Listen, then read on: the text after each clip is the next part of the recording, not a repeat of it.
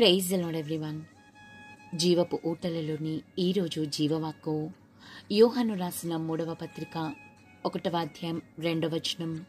ప్రియుడా, నీ ఆత్మ వర్ధిల్లుచున్న ప్రకారము నీవు అన్ని విషయములలోనూ వర్ధిల్లుచు సౌఖ్యంగా ఉండవలనని ప్రార్థించుచున్నాను.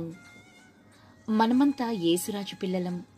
కొద్దువ కొరత లేక సర్వ సమృద్ధి మనకు నిత్యం కలగాలని పరమతండ్రి తాను ఏర్పరిచిన సత్య మార్గంలో మనలను నడిపిస్తున్నాడు.